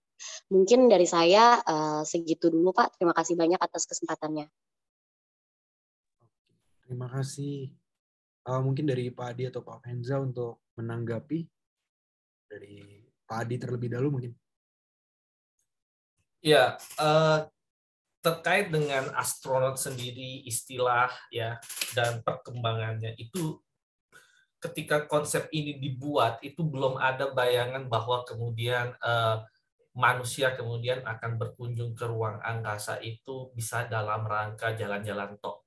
Ya, kalau sekarang sudah ada turis ya, turis angkasa yang dengan biaya tertentu, uang tertentu, dia bisa melakukan perjalanan ke ruang angkasa, ya, bahkan mampir ke ISS untuk kemudian bisa kembali lagi. Tentu ada menjadi pertanyaan dengan semakin murahnya teknologi untuk melakukan perjalanan ke ruang angkasa. Yang dulu karena sangat tinggi sekali, hampir bisa diprediksi bahwa siapapun yang melakukan perjalanan ke ruang angkasa itu hanya manusia-manusia yang memiliki misi tertentu, yang misi ini adalah misi yang diberikan oleh sebuah negara. Nah, seiring berjalannya waktu, berkembangnya teknologi, semakin murahnya teknologi untuk melakukan perjalanan ke ruang angkasa, orang-orang yang tidak ada kaitan dengan misi suatu negara itu bisa berangkat ke ruang angkasa dengan membayar uang sejumlah tertentu. Kondisi ini kemudian menjadi rancu apakah dia dikategorikan sebagai astronot apa tidak. Kalau dulu dikategorikan sebagai astronot, ya karena memang orang ini adalah dia melakukan perjalanan ke ruang, tidak hanya melakukan perjalanan ke ruang angkasa, tetapi juga menjalankan sebuah misi negara, ya, sebuah misi negara, sebuah misi yang bersifat mungkin lebih global. Nah, tentu kemudian akhirnya menjadi bertanya, ketika masyarakat atau manusia yang pindah dari satu bumi ke planet Mars misalnya, apakah dia dalam rangka misalnya tugas negara, itu menjadi pertanyaan. Definisi astronot itu menjadi sebuah pertanyaan ketika kita pada saat ini mulai membicarakan tentang tujuan dari perjalanan tersebut. Kalau mungkin Anda googling di internet, Anda menemukan bahwa ada ratusan orang Indonesia yang mau pindah ke Mars, atau kalau mungkin Anda googling juga beberapa perusahaan di luar negeri sana membuka pendaftaran orang yang mau mendarat ke Mars. Nah, menjadi pertanyaan apakah mereka ke sana dalam rangka tugas negara atau misalnya ada tujuan negara tertentu dalam rangka melakukan eksplorasi atau eksploitasi, atau mereka memang ke sana memang dalam rangka pembiayaan misi dari perusahaan swasta untuk membangun koloni. Ini menjadi sebuah pertanyaan. Artinya bahwa ketika dia tidak memiliki misi tertentu, misalnya misi sebuah yang ditugaskan oleh sebuah negara, maka perkembangan berikutnya dia tidak dikategorikan sebagai sebuah astronot, sebagai seorang astronot. Tentu kemudian konsekuensi akan lahir ketika dia tidak dikategorikan sebagai seorang astronot. Ketentuan tentang rescue, penyelamatan, ataupun tanggung jawab untuk melakukan pemindahan balik atau kepulangan dia dari planet Mars ke bumi itu tidak menjadi beban suatu negara yang, kalau kita bicara konsep hukum internasional, maka negara sebagai masyarakat utama internasional yang bertanggung jawab. Tetapi ini lebih cenderung kepada pertanggungjawaban privat, entitas privat, di mana misalnya kalau yang mengirimkan Pak Enza adalah Elon Musk, SpaceX, maka SpaceX lah yang bertanggung jawab terhadap pemulangan Pak Fenzam ini. Nah, kalau terjadi sesuatu yang kemudian dalam perkembangannya, misalnya perjalanan terjadi sesuatu, maka Pak Fenza akan menggugat SpaceX selaku perusahaan yang mengirim Pak Fenza. Adapun SpaceX sendiri dalam konteks ini akan tunduk kepada hukum nasionalnya Amerika. Ya, sejauh ini seperti itu. Sifatnya akan bersifat lebih lokal, sifatnya bersifat nasional. Artinya bahwa kalau kita berbicara konsep astronot, dia tidak hanya tunduk kepada hukum nasional, tapi hukum internasional. Semua negara memiliki tanggung jawab. Tetapi dalam konteks misalnya SpaceX membangun sebuah koloni atau melakukan sebuah perjalanan turis ruang angkasa, maka tanggung gugatnya akan bersifat privat, kedudukannya akan kemudian tunduk kepada aturan hukum nasional di mana perusahaan tersebut berada. Jadi seperti yang dikatakan bahwa saya tidak yakin bahwa mereka siapapun yang berangkat ke sana itu bisa dikategorikan sebagai astronot, karena ketika dikategorikan sebagai astronot maka muncul sebuah kewajiban internasional terhadap mereka-mereka tersebut. Kalau sudah berbicara kewajiban internasional, maka negara-negara lain memiliki kewajiban juga sama untuk kemudian memberikan pertolongan terhadap mereka tersebut. Sejauh itu seperti itu. Mungkin ada pandangan lain. Ya, terima kasih Pak Adi. Mungkin dari Pak Fenza ada tanggapan lebih lanjut? Ya, dalam balik mungkin pertanyaannya hukum ya. Saya bukan ahli hukum, tapi bahkan saya juga tidak pernah belajar tentang hukum. Cuma saya ingin memberikan apa yang pernah saya alami dan menganalogikan pertanyaan tadi dengan pengalaman yang pernah saya dapatkan. Nah, sebelum pertanyaannya itu tentang seorang manusia atau orang yang pergi ke luar angkasa dan kemudian disebut sebagai astronot, kita mungkin lebih harus tahu dulu bagaimana bila itu ke benda dulu, ke sesuatu yang tidak mempunyai nyawa. Nah, tentunya teman-teman ini ya pernah dengar Voyager itu, wahana yang dikirimkan dan sekarang sudah keluar dari tata surya kita dan menuju ke tata surya yang lain. Sudah puluhan tahun dan sejak dikirimkan dari masa setelah SpaceX, setelah masa-masa panas tentang tumbuhnya energi baru tentang eksplorasi luar angkasa waktu itu. Nah, kebetulan juga Voyager ini kan kita bisa membayangkan bahwa itu sebuah wahana tanpa awak, kecil dan banyak tools yang dipasangkan di sana. Kebetulan saya pernah tinggal atau istilahnya residensi di Perancis dan tempat universitas di mana saya menginap itu namanya LAM, Laboratori Astrofisik Marseille. Jadi sekolah tinggi astrofisika di Marseille. Jadi, nah perusahaan ini berada di bawah ESA. ESA itu European Space Agency. Jadi gabungan negara-negara Eropa yang kemudian membentuk ESA, yaitu Space Agency sebuah negara seperti JAXA Jepang, NASA di Amerika. Nah ini kalau Eropa namanya ESA. Nah karena setiap hari aku bertemu dengan beberapa ilmuwan, profesor, dan tinggal di laboratorium mereka dan lain sebagainya, berkegiatan seperti normalnya mereka. Artinya di situ aku ngerti bahwa sebuah kamera pun yang sangat kecil seperti ya 5-10 atau 15 cm itu membutuhkan waktu 10 tahun hanya untuk risetnya sebelum Voyager diluncurkan dan membutuhkan waktu 10 tahun berikutnya untuk prototyping dan dibawa ke Amerika dan kemudian dipasangkan dan seterusnya dan seterusnya. Artinya gini, yang ingin saya sampaikan adalah jangankan manusia, benda saja atau wahana atau teknologi atau proses pengendalian sebuah teknologi atau proses menghasilkan sebuah produk itu saja melibatkan begitu banyak instansi, badan, lembaga, dan bahkan levelnya teritori negara.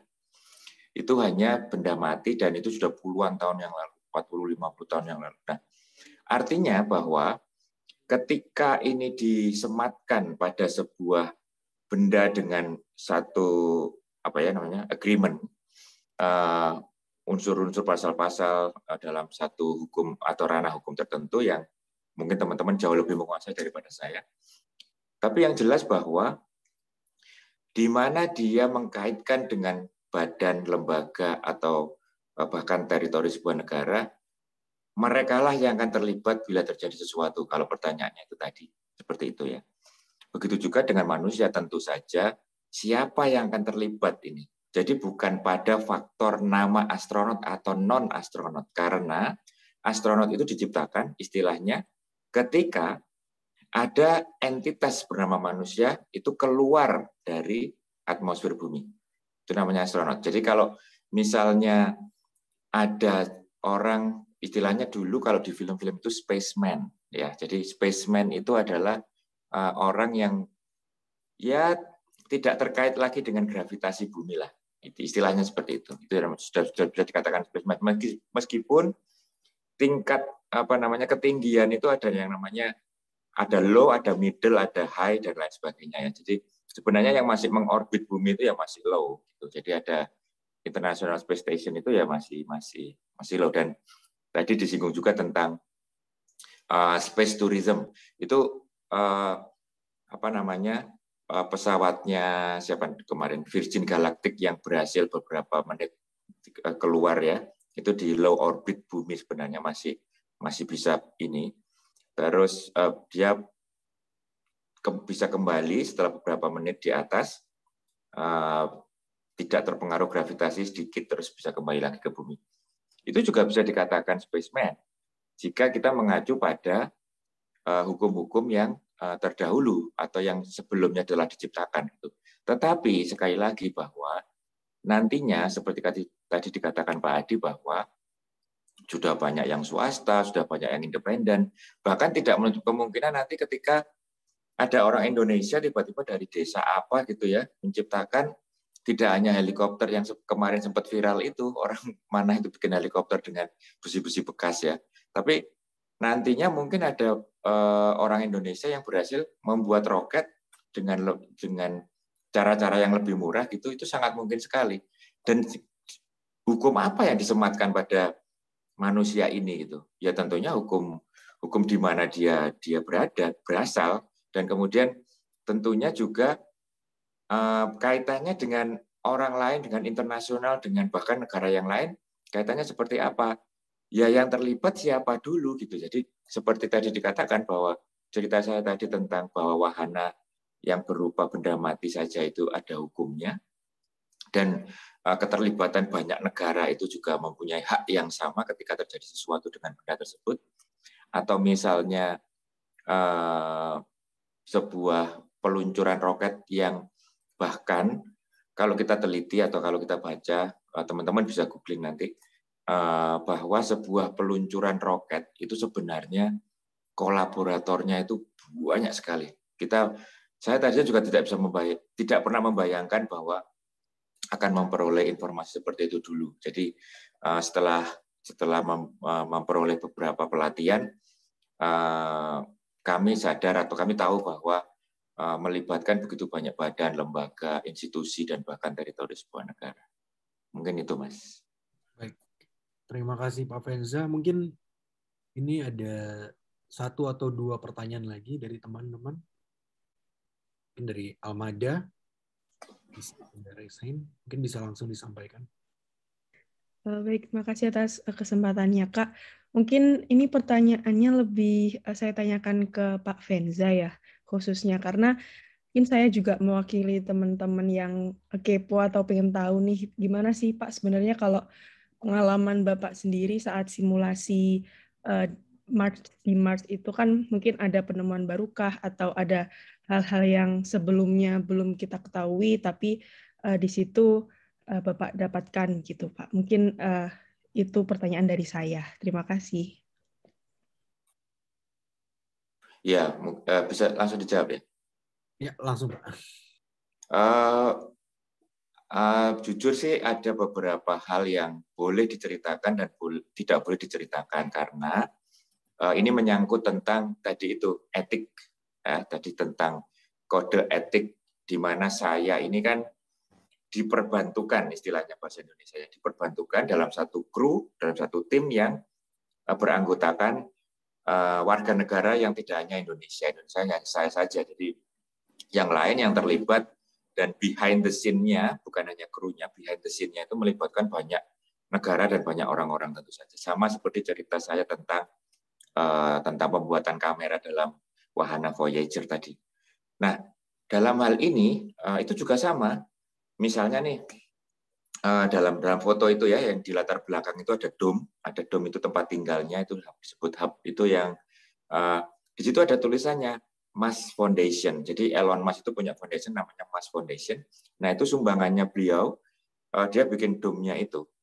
Nah, terus ada observatory, ada di samping beberapa puluh meter di sebelah kiri gitu. Itu sumbangan misalnya negara mana gitu. Kanada kayak atau Eropa kayak gitu. Nah, ada juga nanti ketika ada pembuatan untuk sumber energinya berupa gas ya, kita menggunakan gas. Itu sumbangan yayasan mana gitu.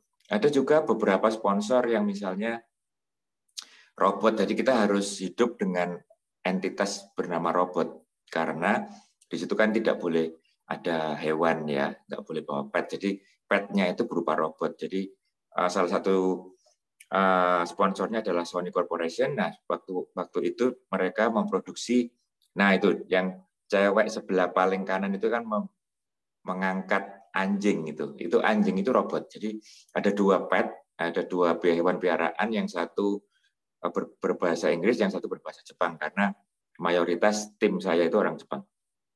Nah, interaksi pun juga di sana yang terlibat juga banyak. Jadi ada tim kru yang misalnya bagian communication protocol. Kalau misalnya kita ada apa-apa, kita ada keluhan apa, nah itu langsung bisa disambungkan. Tapi uniknya, pengalamannya adalah teknologi saat ini itu kita harus menunggu delay 14 menit. Jadi ketika kita mengirimkan message gitu dari alatnya, mereka dengan sengaja akan menunda 14 menit. Jadi itu latihan untuk delay. Nah, tapi nanti perusahaan-perusahaan di dunia itu bisa meyakinkan manusia saat ini bahwa oh nanti sama Mars tidak akan ada delay kok. Ada Starlink-nya, SpaceX, ada internet yang jauh lebih canggih lagi, terus frekuensi juga bisa kita terapkan dengan device-device yang kita munculkan beberapa tahun ke depan. Nah, itu yang pertama. Yang kedua adalah bahwa ketika kita mentally, apa yang tidak bisa kita lihat. Ada rasa marah, mentalnya frustasi, ada capek, ada misalnya kita nggak bisa berhubungan dengan keluarga, kita nggak bisa berpacaran, kita nggak bisa makan sate padang, misalnya macam-macam. Itu sesuatu yang tidak bisa dilihat tapi bisa dirasakan. Itu juga based on science, kita mempelajari bahwa sebenarnya apa yang bisa kita kendalikan. Kalau tadi tools-nya bisa dikendalikan dengan berbagai protokol, nah ini masa sih nggak bisa mengendalikan emosi dengan protokol gitu. Nah itu kita pelajari juga. Artinya ada beberapa bagian yang unik. Kalau tadi pertanyaannya pengalamannya seperti apa sih? Ya kalau menurut saya yang paling susah itu emosional. Jadi bayangkan kamu hidup di tub diameter atau silinder diameter 6 meter, kamu bertuju dengan dua robot, di situ sudah sangat komplit, lengkap, semua ruang harus ada di situ. Kamu bisa membayangkan kecil-kecil, pastikan dapurnya kecil, sofanya kecil, tempat tidurnya sangat kecil. Terus tiap hari ketemu orang yang sama, muter-muter juga ketemu orang-orang itu lagi.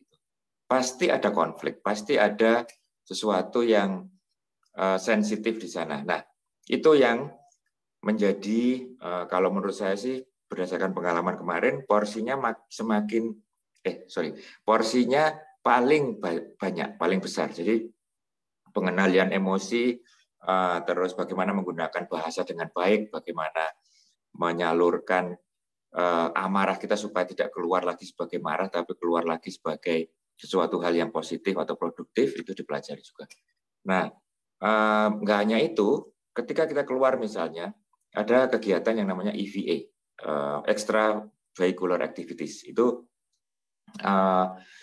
Kita keluar kalau nggak pakai spacesuit, kalau nggak membawa oksigen cukup, kita bakal mati. Intinya gitu. Nah, bagaimana cara memasangkan pakaiannya, siapa yang membantu, berbutuh berapa detik, harus secepat apa, oksigennya harus diukur dengan alat apa, siapa yang membantu kita melihat ke belakang, karena kita helmetnya itu kita nggak bisa noleh, jadi kita harus menggerakkan semua badan kita untuk menoleh ke kanan ke kiri, atau kalau kita menoleh ke belakang itu kita mendingan kita bertanya kepada kru yang lain, ada apa nih di belakang saya, berapa langkah itu ada apa gitu. Nah itu gunanya kalau kita melakukan EVA tadi, keluar dari hub itu, silinder itu, kita tidak boleh sendirian karena kita bisa mati. Terus kita harus minimal 3 orang, jadi ada berentetan gitu ya, dipasang paralel gitu, ada yang di depan, ada yang di belakang. Nah ini berhubungan langsung dengan radio yang tidak boleh mati, terus GPS harus hidup terus, itu plus lagi nanti misalnya ditambah kalau kita mengendarai rover. Nah, rover ini juga harus satu-satu. Jadi ketika nanti ada macet rover, harus ditinggal rovernya dan harus menumpang di kru yang lain. Atau misalnya kru yang ada yang kehabisan oksigen gitu misalnya, bisa segera ditolong dengan persediaan oksigen yang ada di rover itu, yang lain.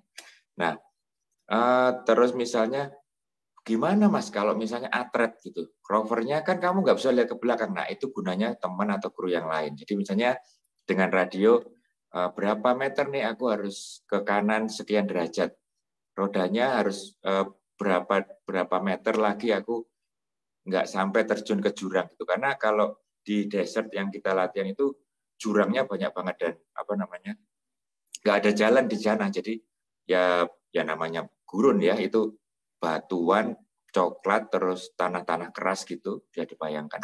Ini kelihatan sedikit di foto. Nah, artinya bahwa apa semua yang saya ceritakan tadi itu hanya satu keywordnya, kolaborasi.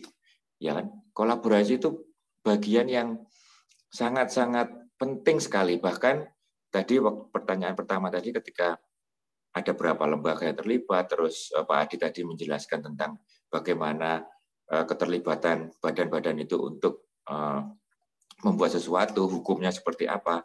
Inti dari penjelasan tadi juga satu keyword, yaitu kolaborasi.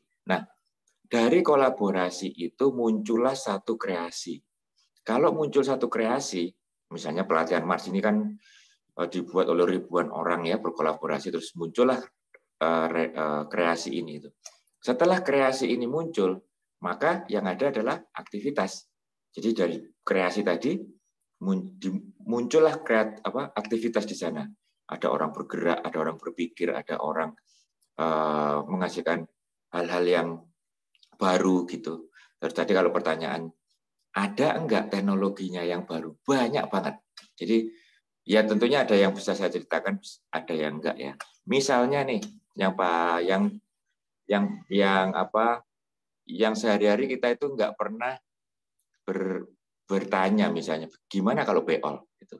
Nah, gimana kalau misalnya kotoran itu bisa pas di lubang yang sangat kecil dan kemudian jangan dibayangkan kloset seperti di bumi ya, itu terlalu besar. Jadi bagaimana kotoran itu juga nanti bisa disimpan di tempat yang sangat efisien dan bagaimana kotoran itu bisa digunakan lagi setelah beberapa durasi waktu tertentu untuk hal yang lain, misalnya untuk menanam tanaman. Nah, hal-hal seperti itu yang juga kita lihat dan kita rasakan sebagai wujud dari aktivitas dari satu kreasi tadi itu. Jadi ada kolaborasi, kreasi, terus ada aktivitas.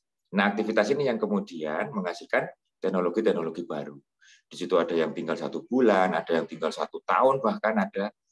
Nah, masing-masing durasi itu menghasilkan riset yang beragam. Itu mungkin ya jawabannya. Jadi kalau mungkin bisa lebih detail lagi, nanti kita bisa buat sesi selanjutnya mungkin.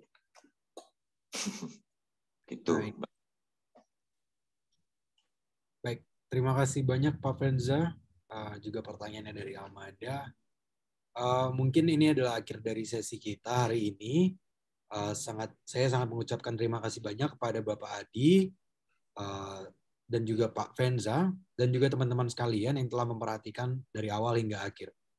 Semoga ilmunya, beritanya, lalu juga cerita-ceritanya sangat bermanfaat untuk kita semua. Lalu juga kita tidak boleh melupakan bahwa ada beberapa limitasi untuk kita pindah ke Mars, tapi juga kita tidak boleh hanya diam diri untuk stay, kita tidak boleh, tapi kita juga harus mengembangkan lagi teknologi dan risetnya, sehingga kita juga bisa benar-benar pindah ke Mars nantinya. Itu kata-kata penutup dari saya, dan mungkin dengan ini saya tutup. Terima kasih banyak. Wassalamualaikum warahmatullahi wabarakatuh. Saya kembalikan ke MC. Baik, terima kasih banyak Kak Falah selaku moderator pada kesempatan kali ini. Kami ucapkan terima kasih banyak pula kepada para pemateri juga peserta dalam kegiatan Illusion International Law Discussion Volume 2 kali ini. Selanjutnya adalah agenda penyerahan sertifikat kepada pembicara kita yang hebat yang telah berkenan hadir untuk memberikan ilmunya pada kesempatan hari ini. Sertifikat yang pertama akan diberikan kepada Bapak Venza Chris selaku Founder and Director of HONF Foundation, PUFOC, and Indonesia Space Science Society yang akan diberikan oleh Kak Raymond Junatan selaku Presiden ILSA Chapter Unair, dan kepada Kak Raijo dipersilahkan. Baik, berikut Pak Venza, sertifikat dari kami ILSA Chapter Unair untuk Pak Venza. Terima kasih atas sharing insight-nya dalam Illusion kali ini.